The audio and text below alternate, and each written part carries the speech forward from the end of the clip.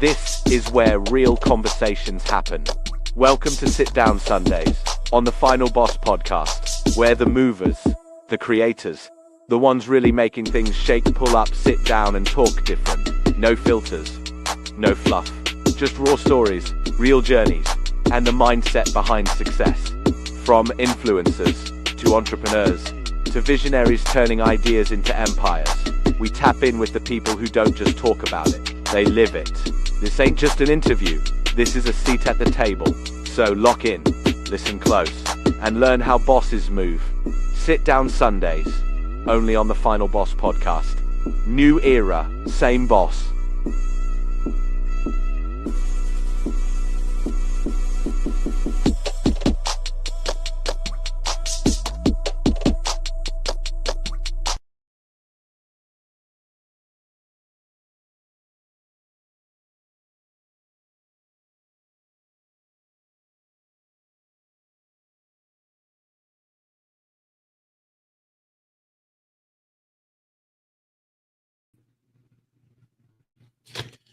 Welcome,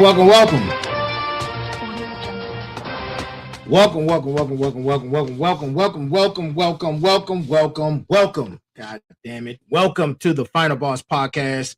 This is Sitting Down Sundays with the one, the only, moi, the Final Boss. Listen, I got a great show for you tonight, man. I have a great show for you tonight, and we are about to get right into it. But before we do that, I got a few admin notes. Listen, if you haven't already got Go Time One, go pick up Go Time One, all aboard the fired up train. Because guess what? Go Time 2 comes out this week. Go Time 2 comes out this week. It will be out on Thursday of this week.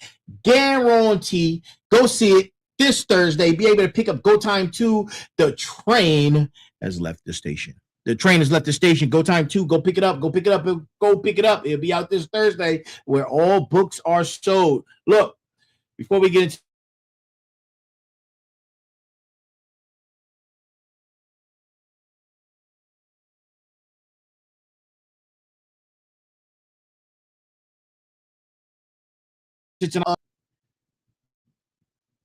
our website, that's www.podcast.com. That's www.thefinalbosspodcast.com. Go see all of our episodes. This is episode number 287. This is season 4, the rebirth, arc 5, the declaration.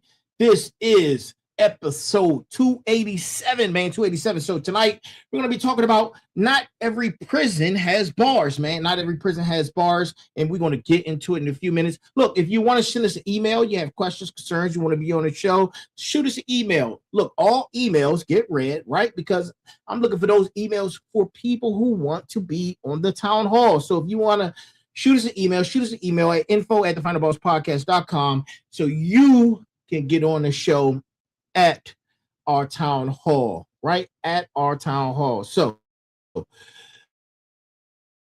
I got the admin notes out. Look, Vital Signal is almost done. It's almost done, man. Had to do a lot of paperwork, going through governance.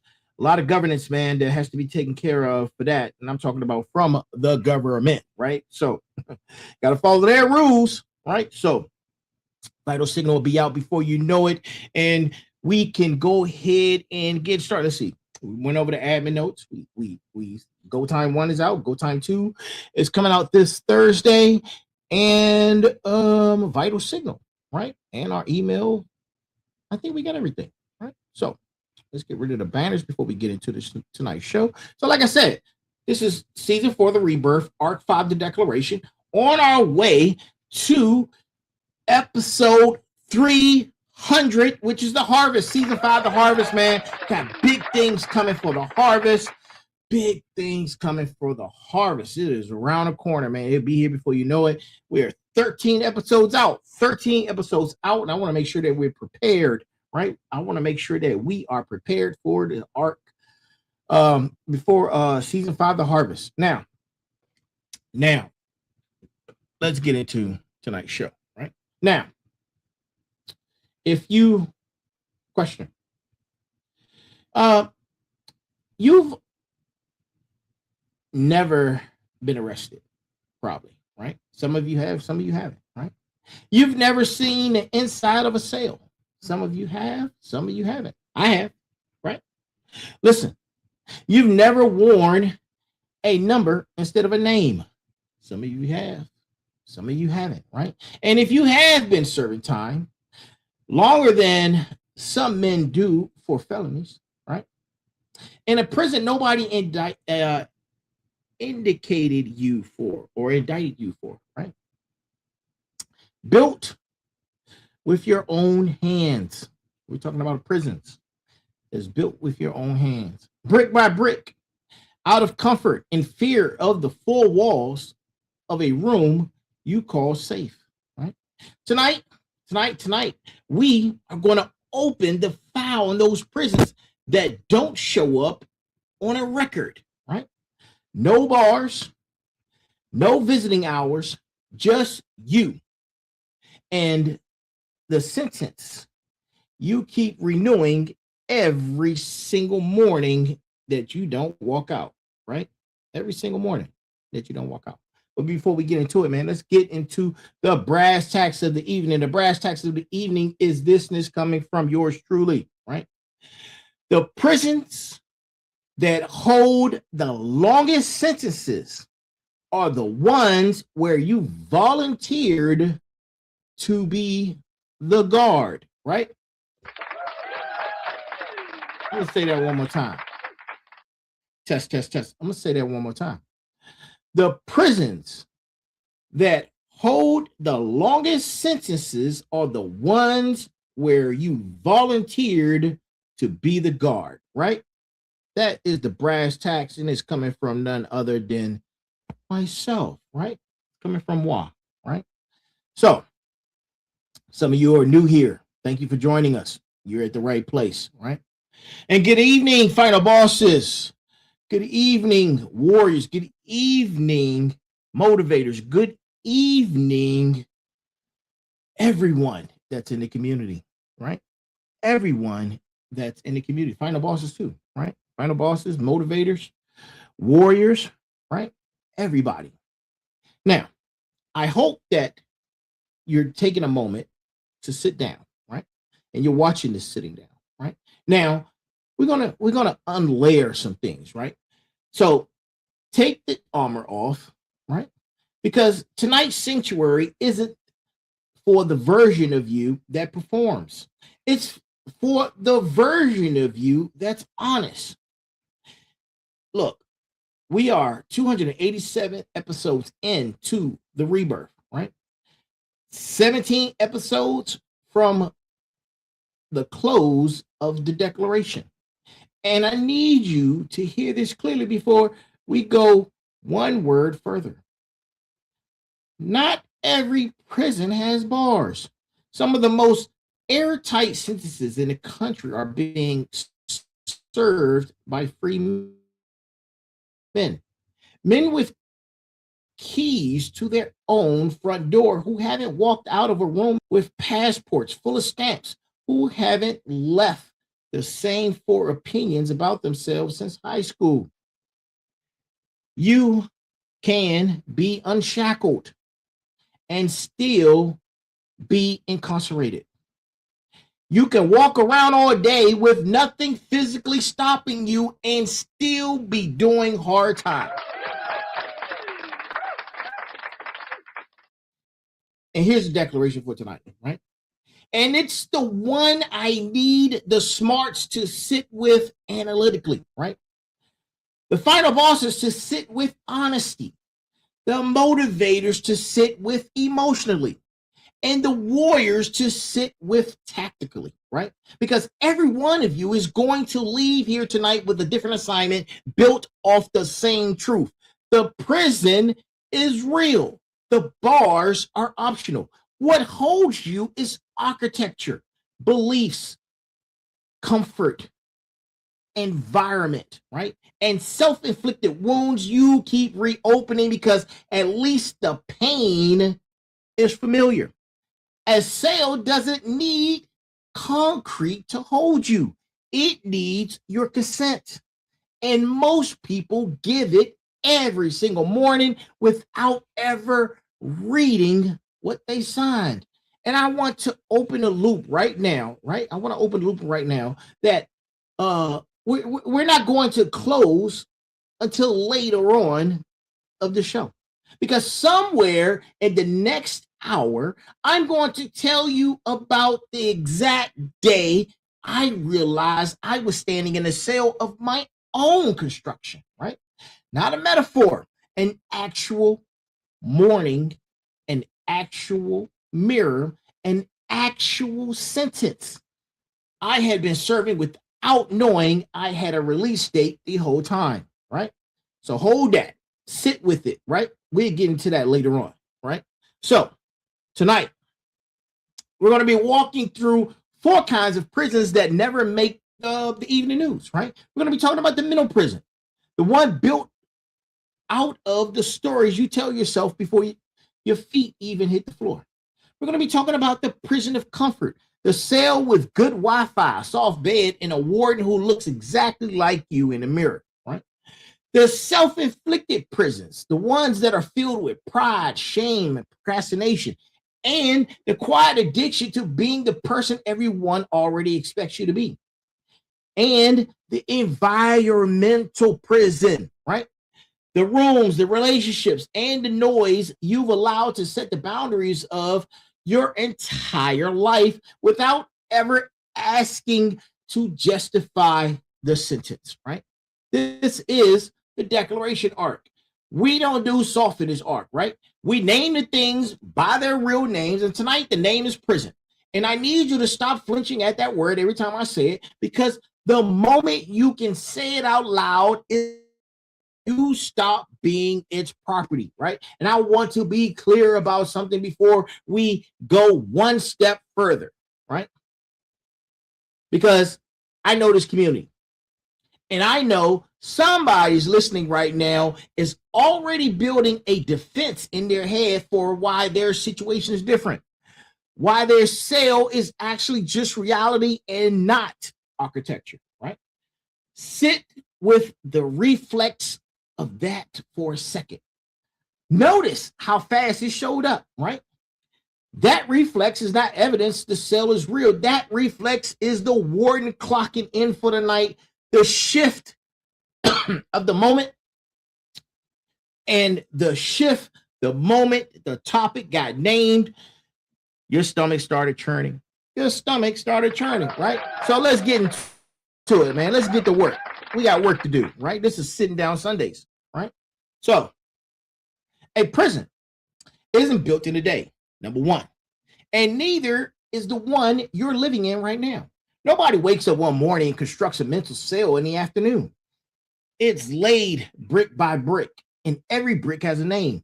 One brick is a comment somebody made about you when you were 9 years old and you decided that it was true.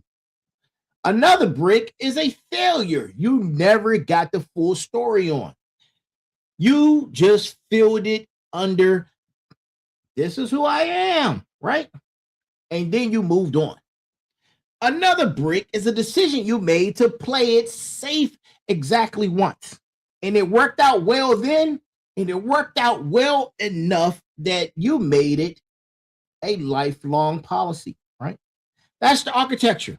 Beliefs stacked on beliefs, reinforced by behavior, reinforced again by the results the behavior produces, until you've got 4 walls, a roof, and a story so consistent it feels like fact, right? It feels like fact. And here's what nobody tells you about the self-made sales. They're load-bearing, right?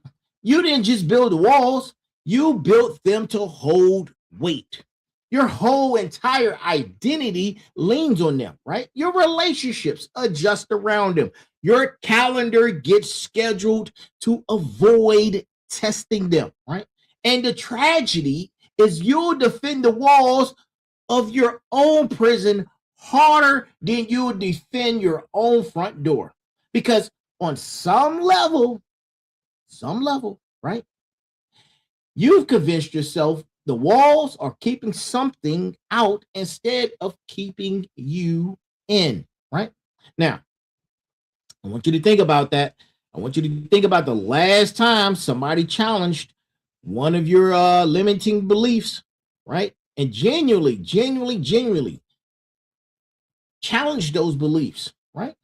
Not just disagreed with, but challenged in a comment section, right? And think about what happened in your chest. You had that burning feeling, your stomach was turning, right? That tightness, the feeling of righteousness, the feeling of I dare they, right? That defensiveness that showed up before your brain even finished processing what it said, that's not you protecting the truth. That's you protecting the architecture. Because if the walls come down, you have to look at what's actually out there. And unexamined captivity is easier to live with than unexamined freedom, right? Listen, we're going to church tonight, right? We're going to church tonight, right? Mental prisons run on repetition, not evidence. You don't need proof to keep a belief in place. Listen, some of you, some of you believe in some crazy things, man. So, listen, some of you believe in some crazy shit, man. I'm just gonna put it out there, man. We're going for the juggler. Look, you don't need proof, because some of you don't have proof to keep a belief in place. You just believe because somebody told you to believe, right?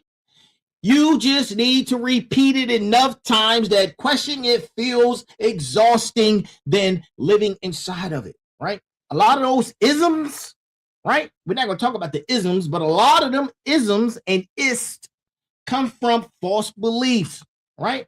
Come from false beliefs. You don't even know why you're doing it, right? But you do it. Now, I'm not a numbers person, but really I am, right? I always self-sabotage right before I win. That's what I'm saying, right? I talking about you. Yes, you talking about you, right? People, and then you say things like, people like me don't get opportunities like that. Then you say, none of those are facts, right? They're renovation projects. Beliefs you've maintained so consistently, you've started to look load-bearing, when the truth is you could remove any one of them tomorrow morning and the roof would not even cave in. It would just let in more light than you're used to, and that's the part that actually scares people. It's not the collapse, it's the light, it's the truth, right? And here's the angle for the smarts, right? Here's my smarts. Listen up.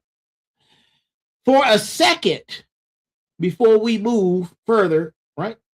For a second, cognitive architecture works exactly like physical architecture. It follows the path of the least resistance, and neural pathways you use must become the one your brain defaults to automatically. The prison gets more efficient the longer you live in it, not less, right? And that's not weakness. That's neurology doing exactly what it's designed to do, which means the way out isn't willpower. It's deliberate, repeated construction of different pathways. We'll build that toolkit later on, right? We're going to talk about it later on. But right now, I just need you to accept the blueprint you built. And which means you can read the plans, you can look at the blueprints, and anything you can read, you can revise. Listen, we're going to town, right? We're going to town. So let me get uncomfortable with you for a second. If you haven't been uncomfortable yet, let's get more uncomfortable, right? Because that's what this chair is all about. That's what it's for, right? You know, I spent 23 years in federal service. We're talking about good years, real years, right? Years I defend to anyone who wants to question them. But somewhere around year 15, I built a cell inside that career, and I didn't even know I moved in. Happily moved in, right?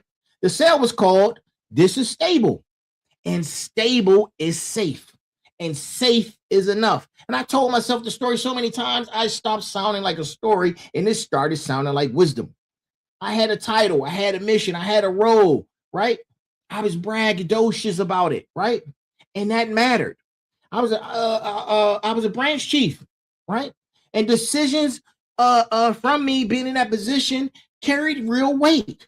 And underneath all of it, quietly, I had a version of myself I was not letting out of the room. And that cost wasn't visible for years. That's the part people don't understand about self-made prisons. They don't cost you anything at first glance. I wasn't struggling or failing, but every external measure, I was doing exactly what I was supposed to be doing. But there was a book I was writing. There was a company I wasn't building. There was a version of myself that had something to say to the world, and it kept getting postponed because postponing felt responsible and starting felt reckless. And I spent 2 decades getting very good at being responsible, right? And here's the part that costs something to say out loud, right? I used the word stability as a warden for almost a decade. Every time an idea got loud enough to demand action, I would reach for stability like a badge and shut it all down. Not because the idea was bad, but because it was inconvenient to the sale I had already finished and I was comfortable in, right? We had good Wi-Fi in there, steady paycheck, predictable calendar. Nobody was going to storm the prison and force me out. I had built it too well for that, right? The only person with authority to open that door was me. And for years, I simply declined to use the key because using it meant admitting the sentence had been self-imposed the whole time, right? Now, what broke it, listen, what broke it wasn't a single dramatic morning, right? It was accumulation. Enough mornings of looking at a mirror that didn't recognize the man staring back at it fully, right? Until the discomfort of saying finally outweighed the comfort of the sale. And I walked. I built Sat DigiNet. I wrote Go Time 1. I wrote Go Time 2. I wrote Go Time 3. I wrote Final Boss Origins, right? I started this podcast. And none of that erases the years I spent in the self-made sentence. And I'm not here tonight pretending it does. I'm here to tell you for years it was real. The cost was real, and the door of unlocking took longer than I like to admit, right? And I'm telling you this because some of you are sitting in the exact cell I just described. Right now, tonight, you are sitting in that prison, listening to this show from inside of a version of a stable situation that's actually costing you the life you were supposed to be building. And I'm not telling you to blow your life up tomorrow morning. I'm telling you to stop calling the cell a home. Call it what it is by name, right? That's the first brick out of the wall, right? And I'll add one more thing, right? I'll add one more thing, one more piece to this. Because half a truth isn't a confession. Even after I walked, there were months where I quietly rebuilt a smaller version of the same cell inside the new life. Because comfort doesn't care what your business card says. It just wants a room to move into. And the cost confession isn't a one-time entry on this show. It's an ongoing maintenance. And I check for new construction regularly, right? Now,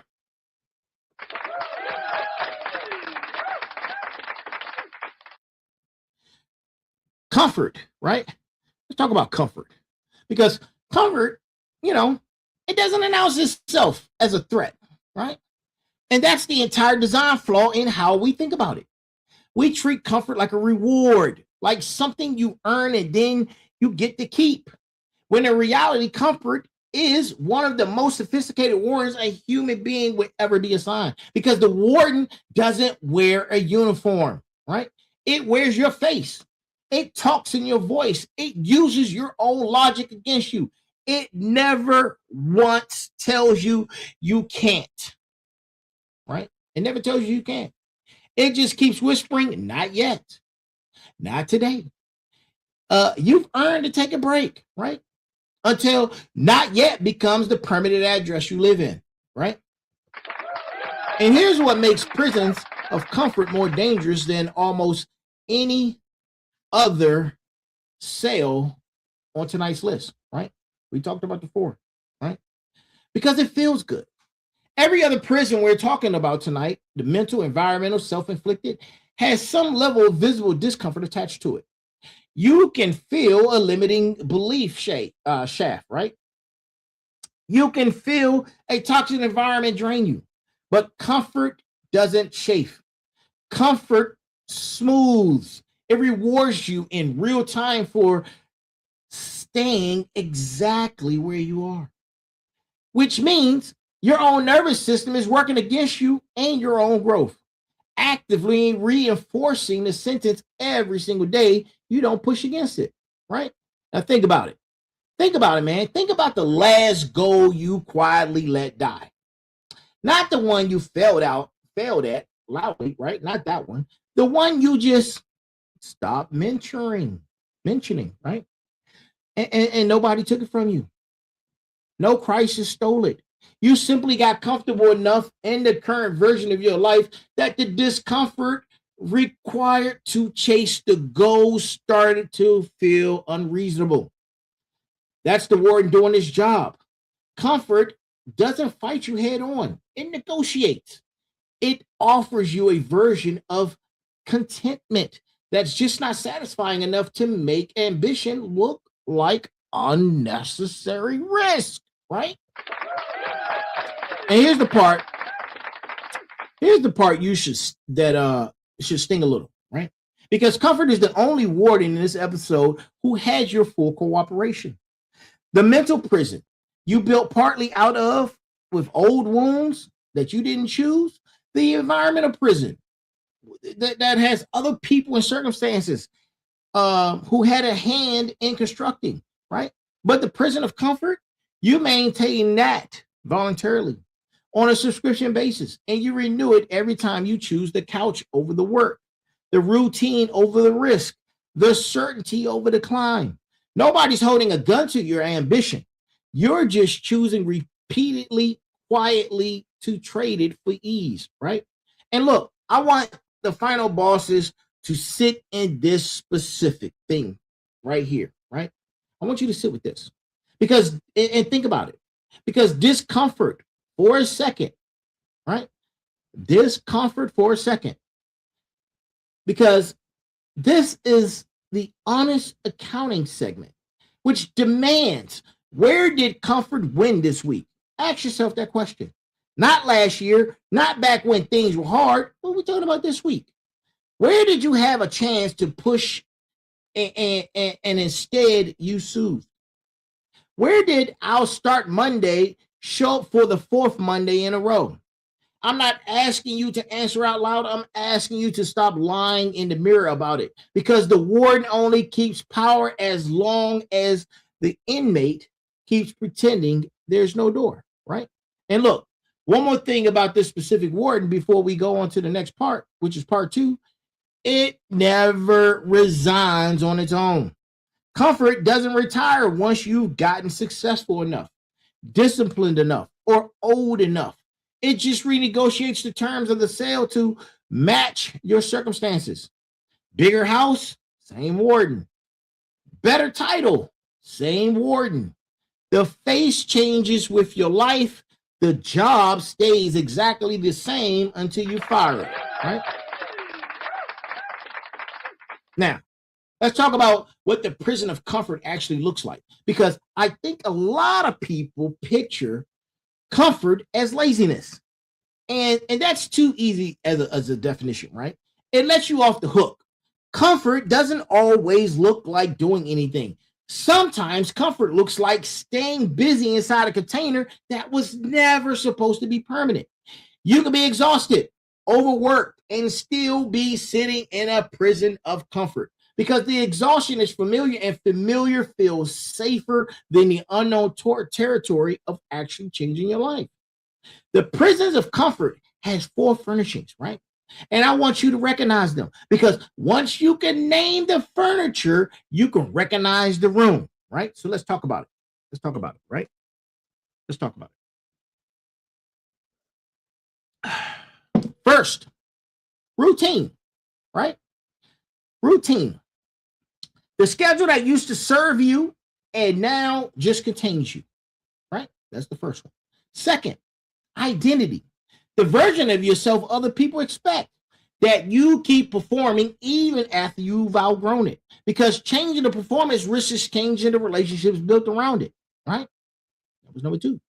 Number 3, the safety net, right? Let's talk about the safety net. That's the backup plan you built so well, it became the main plan.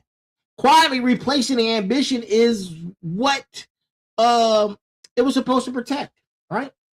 And then 4th, the applause. The comfort of being appreciated for staying exactly who you've always been. An easier crowd to please than the one waiting for you who you will become, right? And here's a story. Here's a story from inside the community, right? We're not going to give no names because the story matters more than a name, right? A final boss came to me about 18 months ago with a business plan that was genuinely sharp, had good market, had real skill set, and there was a gap he was uniquely positioned to fill, right? He's still working the same job today. Not because the plan died, because the job got comfortable in a very specific way, right? Usually it's money, right? So enough money to feel provided for, enough to feel respect for from your colleagues, right? That make you feel like you have value. Each routine to never have to face the terrifying blank page of building something from nothing. His prison has excellent Wi-Fi. He posts about when the timing is right. The timing has been right for 18 months. The warden's just very good at his job, right? And I say that with love, right? No judgment, because I've lived a version of that story myself. And most of you listening have your own chapter of it, right? The prison of comfort doesn't discriminate by income bracket or title. I've talked to men and women with nothing who broke out of poverty through sheer will. And these people with everything who are still doing time and seeing time in their own comfort, they built themselves. Who have the who are unable to risk one thing, scarcity never that's never threatened the story of who they already are, right? And here's the release valve on that. I want my motivators to take this piece home with you tonight, right? Comfort isn't the enemy. Comfort as a permanent address is the enemy. Rest is not a prison. Rest with no intention to leave is. The question isn't how do I eliminate comfort from my life? The question is, am I visiting comfort or am I incarcerated in it, right? Because visitors leave. Inmates make excuses. Which one have you been this year, right? Now, say it with me. Say it with me, right? Say it with me the way we say it on this show, because a declaration you only think stays theoretical, and a declaration you speak starts becoming true, right? Say this. Say, I am a visitor to comfort, not a resident of it, right? I'm going to say it one more time. Repeat after me. I am a visitor to comfort, not a resident of it, right? Go write that down if you need to. Put it somewhere you will see it on Monday, right? Because when the couch and the routine and the safety net all start making their case for why today should be another visit, that quietly becomes another year, right? I'm telling you, right? And this is where Sitting Down Sundays earns its name every single week. And by the way, it's about to get a name change, right? We're about to get a new name change for all four, well, not all four shows, but for 4 shows, right? The 4 shows outside of merger are getting a name change, right? Starting at the harvest, right? So the sitting down part, right? The part where we stop performing and get honest about the gaps. So let's do the accounting for the final bosses who came in here tonight, who were in here. And I see you guys, right? At the start of this arc, the declaration, you said something. Maybe it was out loud. Maybe it was just yourself in a quiet moment that felt like a turning point. You declared who you were becoming. Tonight, 17 episodes from the close of this arc, I need you to answer plainly who actually showed up this week. Not the declaration version, the executed version. The one whose actions, not intentions, tell the real story, right? And here's why that matters specifically inside tonight's episode. Because the prison of comfort thrives in the gap between the declaration and execution. Because declaration feels like progress. Saying I'm done playing small produces a genuine dopamine hit. Your brain rewards you for the intention almost as much as it would reward the action, right? Which is exactly why so many people can declare the same rebirth every single week and never actually leave the cell. The declaration becomes a ritual instead of a launch point. You say the words, you feel the shift, and then Monday arrives, and the warden's back on the shift.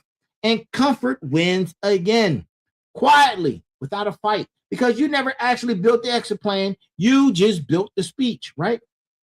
And I need you to ask yourself 3 questions tonight, right? And answer them without flinching. Answer them, right? Here they are, right? First question. Where did the old version of you try to come back this week, right? It happens, right? Answer that. Second question. Did you catch it? Or did it catch you, right? And when it caught you, because for most of us it did, at least one time, what happened next?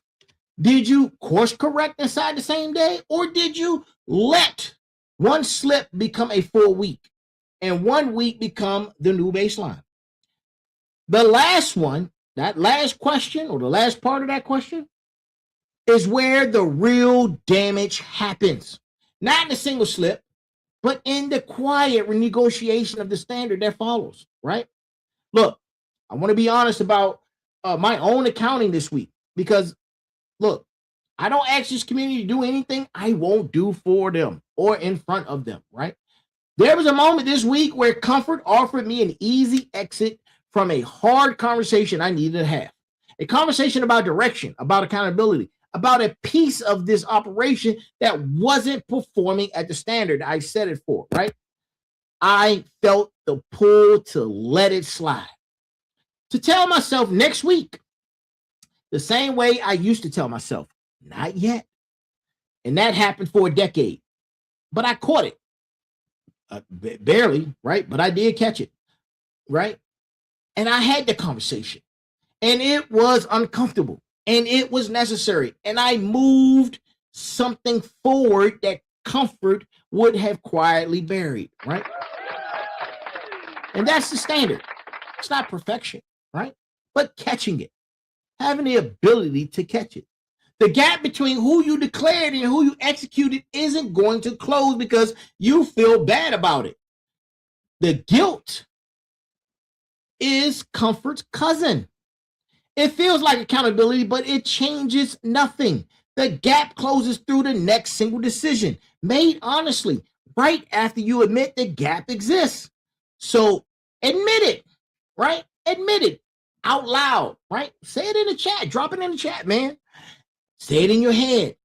Wherever you are right now, just say it. Then we can get back to building, right? We can get back to building. Now, smarts, this segment is for you. And I want to bring the research chair into this hour because why does this happen? Deserves a real answer, not just a motivational one. What we're describing tonight has a name in the psychological terminology literature, right? Learned helplessness. Sit with it. Learned helplessness. First documented in the 1960s and refined across decades of behavioral research since. The core finding is unsettling. Organisms who experience repeated situations where their actions don't change the outcome will eventually stop trying to change the outcome. Even when the conditions shift and escape becomes possible, the prison stays locked in the mind long after the door has been opened in reality, because the belief, nothing I do matters here, that's what some of you believe, was learned through repetition. And repetition is exactly what it takes to unlearn it, right? Layer onto that cognitive distortion. We're talking about patterns of thinking that feel accurate but consistently misrepresent reality in ways that reinforce a negative self-story, right? Catastrophizing, overgeneralization, mental filtering that only registers evidence supporting the cell you already believe you're in. These aren't character flaws, people. They're mental shortcuts your brain takes because shortcuts are metabolically efficient. And your brain, like any system optimizing for energy, will default to the well-worn path over the unfamiliar one unless deliberately redirected. Right? Listen. One caution. The research is said, right? And this is important because it's equally clear on this one thing. The new pathway needs consistency more than it needs intensity. A single dramatic effort followed by silence doesn't build a new highway. It builds a footpath that grows back over within a week. Small, repeated, boring action beats occasional heroics every time the literature has tested it. And that finding alone should take some of the pressure off the size of the first step. It's about micro steps, man, micro positions. So, right now, let's move on. Right? Let's move outward, right? Let's broaden our lens, because not every cell is built inside your own head. Some of the strongest prisons in your life were constructed by the environment. And the tricky part about environmental prisons is they're easier to blame entirely your circumstance and the hardest to admit that you're still choosing to occupy, right? An environmental prison is any space, relationship, or culture that sets an invisible ceiling on who you're allowed to become inside of it. And the walls of this prison are built from other people's comfort, not just your own, right? Think about it. Think about the rooms you spend the most time in, right? The literal rooms, right? And the figurative ones. Think about that, right? The family gathering where a certain version of you is expected and any deviation gets met with a joke that isn't really a joke. The workplace where ambition beyond your assigned lane gets quietly discouraged because it makes the org chart uncomfortable. The friend group where growth gets treated as betrayal, where the moment you start changing, you start hearing you've changed, said like an accusation instead of an observation, right? None of these rooms have bars. All of them have rules, and the rules exist to keep the room comfortable, which almost always means keeping you small enough to fit inside, right? And here's what makes the environmental prisons particularly dangerous, because they recruit accomplices. A mental prison, right? A mental prison, you're the sole architect. An environmental prison usually has other people, often people who love you, unconsciously reinforcing the walls because your growth threatens the equilibrium of the room. If you've ever announced a real change, a new goal, a new direction, a new standard for yourself and felt the room go quiet, or felt the jokes got a little sharper, or felt something or certain people suddenly becoming less available, you've experienced environmental prison defending the perimeter. Not out of malice, usually, though, right? But out of the room's own comfort being disrupted by your very movement. Now, that physical environment matters too. And I don't want to skip past this because it sounds less dramatic than the relationship side, right? The apartment that's cluttered with reminders of the version of you that's done, right? The city you stayed in because leaving felt disloyal to a history that no longer served the future you're building. The workspace with no natural light, no order, no signal to your own nervous system that this is a place where serious work happens. Environment isn't neutral. It's either actively building the life you say you want or actively reinforcing the cell you claim you're trying to leave. And there is very little middle ground, right? Because environments don't hold still. They either serve the sentence or serve the release, right? Culture operates at scale the same way a room does at individual level. The unwritten rules of what's realistic for someone like you, yes, you, right? Inherited from wherever you grew up, whatever industry you're in, whatever community shaped your first assumptions about what's possible, those are bars too, right? Poured into concrete. Decades before you were old enough to question them. Not every prison has bars you can see.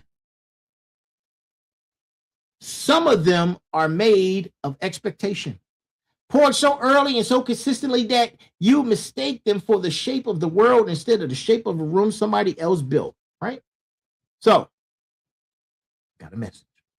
What's going on? Who said? What they say? Boo, boo, boo. Oh, okay, cool. All right. Excuse me.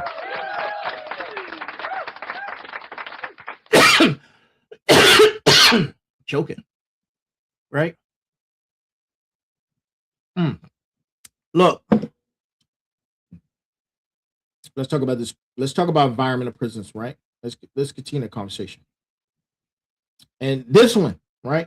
This one is about the tool, right? The tools that you had that built their own prison. Because the warriors in this community don't want a diagnosis without a plan of action. And I don't want to build episodes that leave you standing in a rubble of truth with nothing to do about it.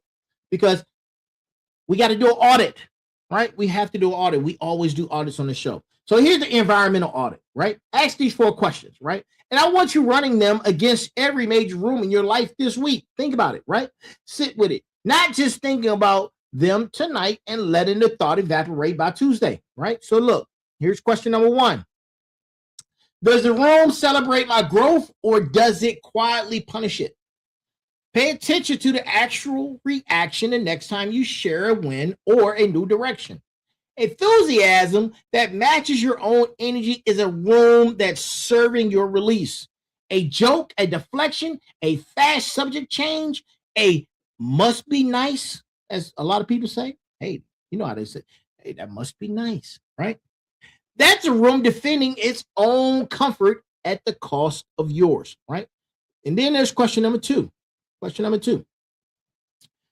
Say, am I the highest standard in this room?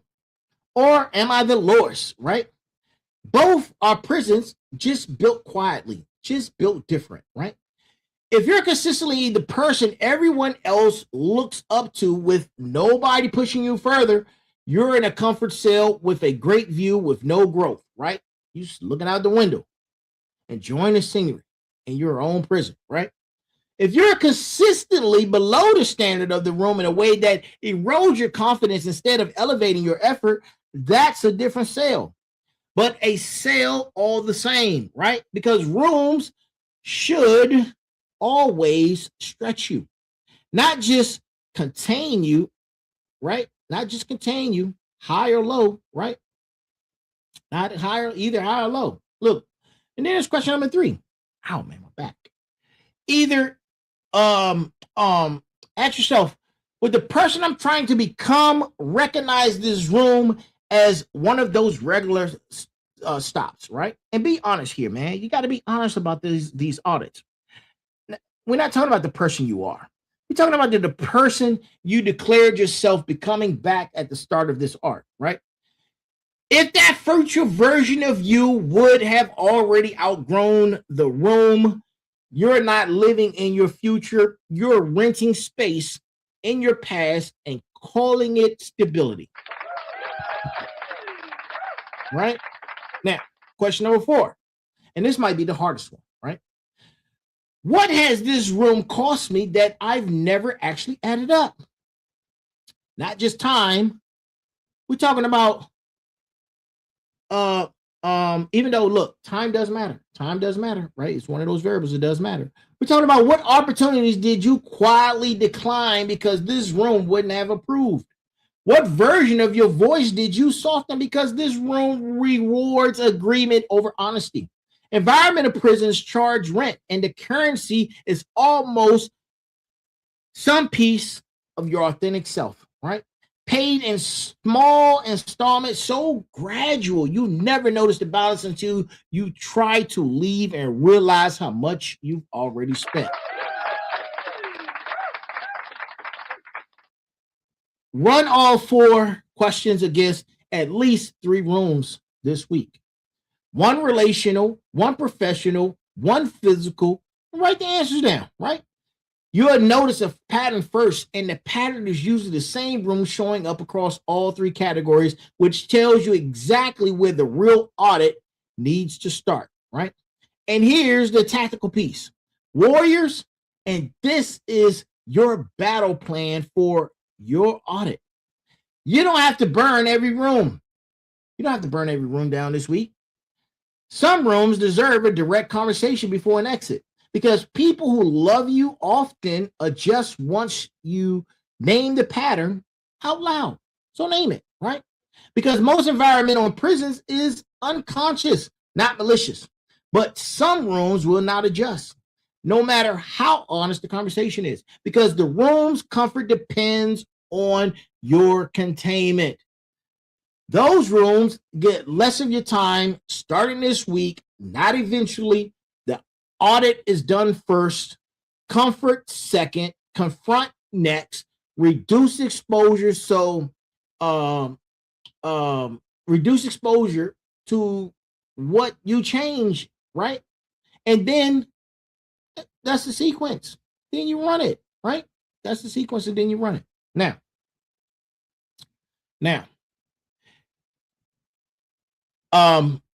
now we get to the ones that's going to sting the most, right? Because these prisons don't have an outside architect at all. No childhood wound, no toxic room, no learned helplessness from circumstances beyond your control. These are the cells you built and maintain with full knowledge of what you're doing. And I want to name 4 of them plainly tonight, because you can't dismantle what you won't call by its real name, right? The first one, woo! The first one is pride. Pride is the first one, and it's the sneakiest, because pride disguises itself as strength. Pride is the refusal to ask for help if you actually need it. The refusal to admit a decision was wrong long after the evidence is undeniable. The refusal to apologize because apologizing feels like losing status in a game nobody else is even playing. Pride keeps you in a cell you could walk out of in a single honest sentence, right? But instead, you serve years of the sentence rather than say the 4 words, I was wrong, right? Or I was wrong here. That's 4 words, right? The second word is shame. Shame. And shame is pride's quieter cousin. Because instead of I'm too strong to need help, Shame whispers, I'm too broken to deserve it. Shame keeps people locked in patterns because the pattern feels like confirmation of a story that they already believe about themselves. And confirmation, even painful confirmation, right?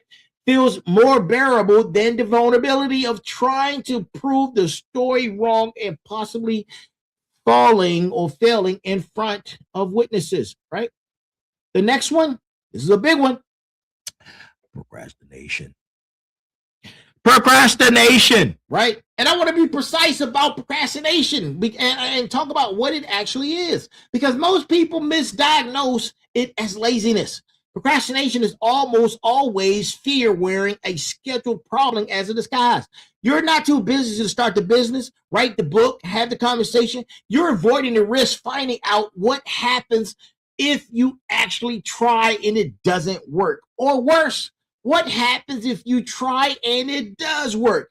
And now you're accountable to a bigger version of yourself with no more excuses left to hide behind, right? Now, the fourth one, and I think this traps more people than all others combined, right? The fourth one is addiction to an old identity, not substance identity or substance addiction, identity addiction, right? You got good at being a certain version of yourself. People know that version. That version is predictable, manageable, safe to be around, even after the version has stopped serving you, even after you've outgrown every reason it once made. You kept performing it, right? Because the withdrawal from your own old identity is genuinely uncomfortable and comfort, right? And as we establish that tonight, it is a very, very persuasive word, right? And here's the thread connecting all four. Self-inflicted prison on this list survives on the same fuel. The discomfort of change feeling more threatening than the pain of staying. That's it. That's the whole mechanism. Pride would rather stay stuck than admit fault. Shame would rather stay stuck than risk hope. Procrastination would rather stay stuck than risk the verdict of trying. Identity addiction would rather stay stuck than risk becoming someone the room doesn't even recognize yet. Every one of these cells has an unlocked door. The lock was never an issue. Your relationship with discomfort was. Now, take inventory tonight, because most people are running 2 or 3 of these 4 all at once, and not just one. They reinforce each other. Shame feeds procrastination. Procrastination feeds identity addiction. Identity addiction feeds pride that refuses to admit any of it's happening. Name which combination is running your particular sentence, and precision here is what makes the battle plan and the later on that we're going to be talking about actually matter, because the actual work, right?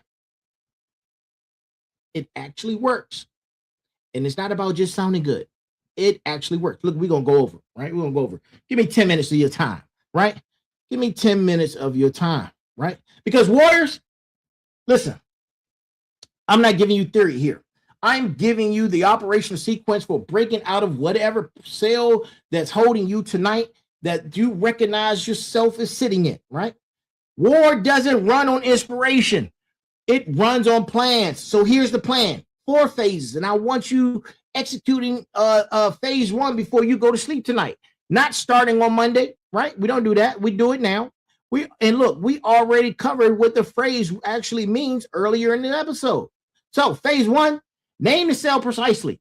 Not, I'm in a rut. Not, things have been hard, right? Name it the way we name things tonight, right? In this mental prison built from an old belief, a comfort prison maintained by a warden wearing your own face, an environmental prison sustained by a room that punishes your growth, or self-inflicted prison running on pride, shame, procrastination, identity addiction. Precision matters here because a vague enemy gets a vague response, and a vague response doesn't break concrete, right? And then there's phase 2. Identify the load-bearing belief.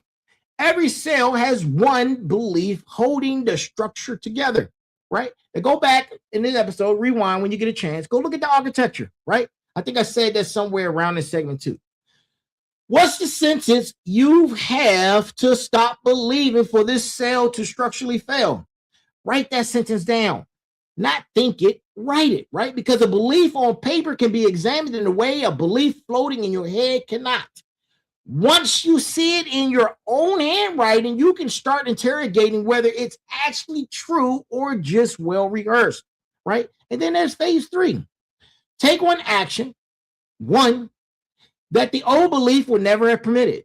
Not a symbolic action, an actual, verifiable, undeniable action that the imprisoned version of you would have not taken. If comfort is being the warden, do the hard conversations you've been avoiding. Not next week, this week. Everything's happening this week, right? If it's an environmental cell, have the direct conversation with the room or reduce your exposure to it, starting with the next available opportunity. If it's pride, say the 4 words. If it's shame, ask for help. If it's procrastination, start the thing badly rather than perfectly, right? Because badly and started beats perfectly and postponed every single time. And look, then there's phase 4, right? Phase 4, build the evidence file, right? This is the part where most people skip. And it's the part that actually prevents relapse into the same cell. Because every time you take an action, the old belief wouldn't have permitted or document, and you document it, not for social media. We're talking about for yourself. Because the next time the warden shows up whispering the old story, you need a file of evidence proving the story's already been disproven. Cells don't stay broken through willpower. They stay broken through accumulated proof that the new pathway holds weight, right? And this is war room work, right? This is the shadow work, not the wish list work, because nobody's coming to unlock the door for you. Listen, I've said this and I've said it many times tonight. The door was never locked from the outside, right? Get to work, right? Get to work. Warriors, don't wait for perfect conditions to execute a plan. And I'm not letting this community wait either. If you only do phase 1 this week, do phase 1 and phase 3. Name the 3 or the cell precisely, then take the single action that old belief would never have permitted. Everything else can catch up around that, right? Momentum forgives an imperfect sequence. Waiting for the perfect sequence forgives nothing. Waiting is just the old cell wearing a new outfit, right? So,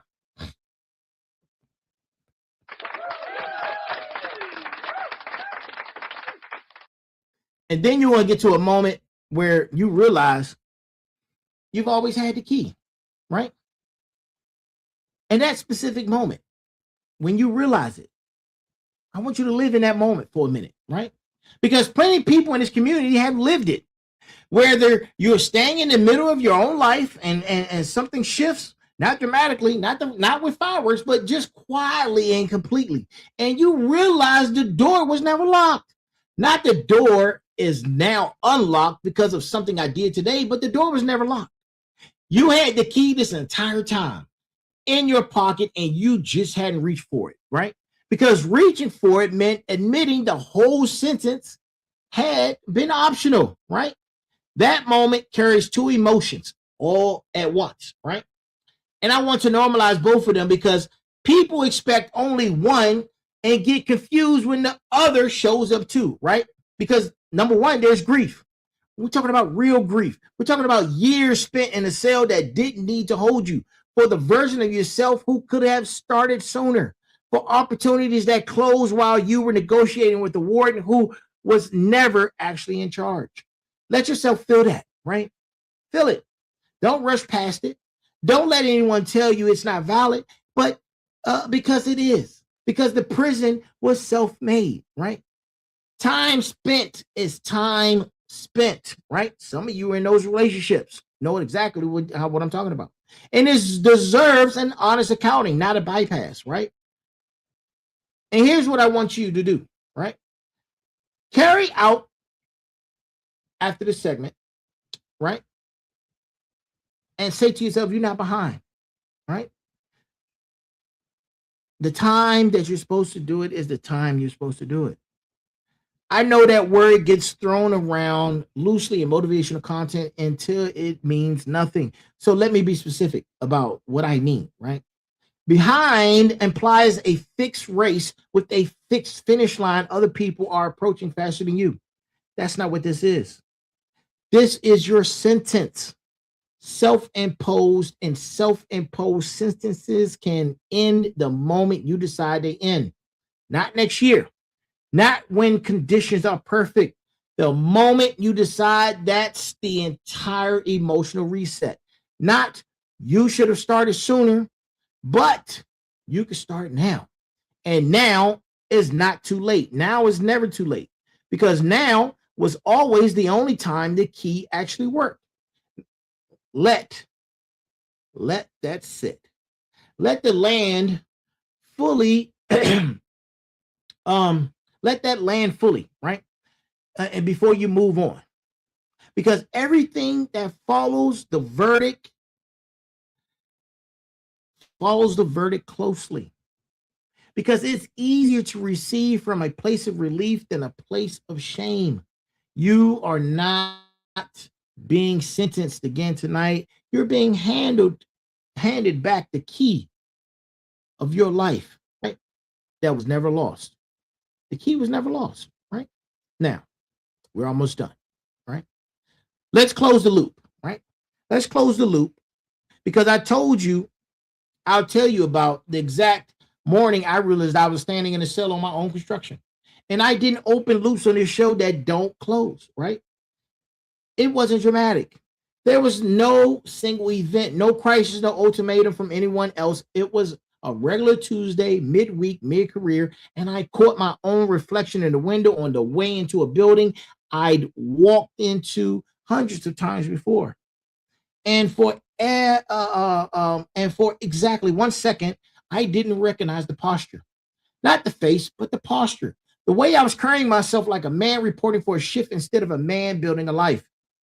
That 1 second did more work than a year of vague dissatisfaction had managed to do, because it was specific, and specific is what finally breaks a load-bearing belief.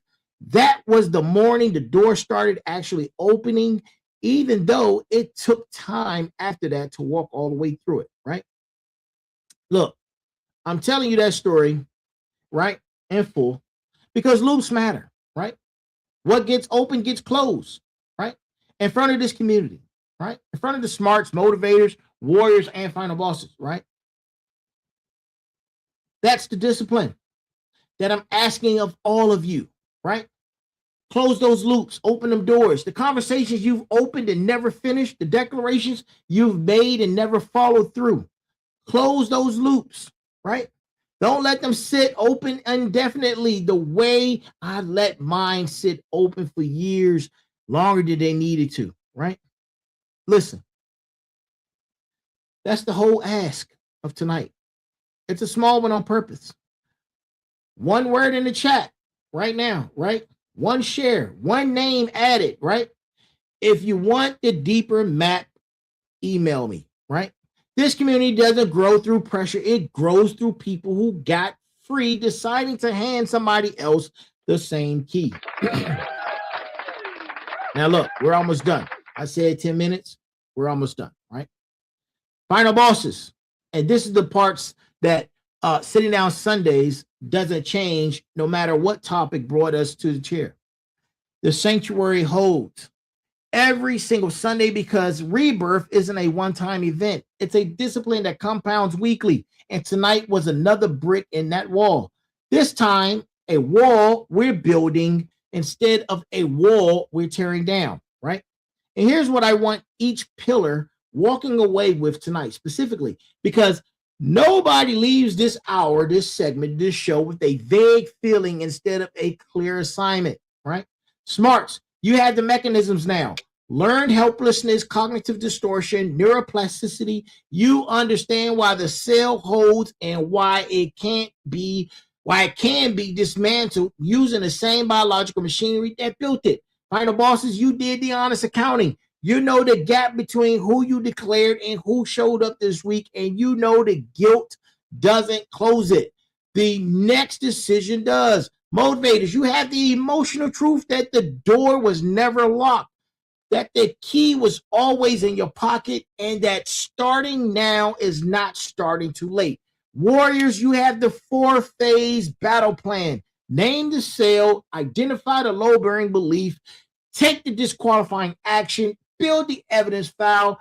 Phase 1 starts tonight, not tomorrow, right? Listen, not every prison has bars. Some of the longest sentences in this country are being served by people with nothing physically stopping them from walking free. And if that description landed on you at any point in this hour, I need you to hear the last thing I'm going to say tonight the way I meant it, right? Not the motivation, but as fact. You built the prison, which means you can unbuild it. The same hands, the same mind, the same discipline that constructed a cell strong enough to hold you for years is more than capable of constructing the exit. And every skill required for that exit you already have, because you use that exact skill to build the prison that's holding you in place. The question Sitting Down Sundays ask every single Sunday is the same question. And I'm asking it one more time before we go. Who did you say you were becoming, and who actually showed up this week? Tonight, add one more question to that list and carry it onto this week coming ahead, where the door you already know is unlocked. And what is the one action this week that proves you finally walked through it? That's the hour. That's the sanctuary. Motivation Mondays reunites the week in the morning. The sensei is waiting on Tuesday for the pressure test. Merger Wednesday holds the mirror up to the whole civilization. Special guest Thursday brings the outside witness. And we'll be right back here next Sunday. Same chair, same honesty. No bars, no excuses, right? 17 episodes left in the declaration. Every one of them is a brick. Tonight's brick was the truth that walls holding most of us were never load-bearing at all. They were negotiable the entire time. The negotiation starts the moment you stop mistaking the room for the sentence. Carry that into this week. Carry it into tomorrow morning before comfort has a chance to renegotiate the terms while you're still half asleep. Ladies and gentlemen, that, my friends, is our show. This is the Final Boss Podcast. I am the Final Boss. This is Season 4, The Rebirth, Arc 5, The Declaration, Episode 287. Episode 287, right? The sanctuary still holds. And as always, there's a heavy pain that comes with discipline, but there's an even heavy pain that comes with regret. I am here. We are here. Be balanced, be equal, and be smart. That is our show, ladies and gentlemen. If I don't see you, good morning, good afternoon, good evening, and good night. That is our show. That is our show. Y'all have a great one. I see you again tomorrow for Motivation Monday. Oh, before I go, look, I've been playing coy my entire life. Coy. I played coy on my job. I played coy with friends. I played coy in school. I wanted to be cool. I hid my intelligence for years. I hid that I was genuinely a nerd for years. For years I hid it. I wanted to be cool. I wanted to be cool in school. I wanted to be the cool kid on the block. I wanted to be the cool supervisor at work. I hid it. Not hiding it anymore. The coy died a long time ago. This is a new realm. And for those who know me, welcome to the new. Talk to you soon. table like it's on me. Put it on my tab, kid, however you get there. Foot it, cab it, iron horse it. You leave it on your face, forfeit. Across the mic, hold it like the heat, he might toss it. Told her, tell him they stole it. He told her he lost it. She told him get off it and a bunch of other more shit. Getting money, DTs be getting no new leads. It's like eating watermelon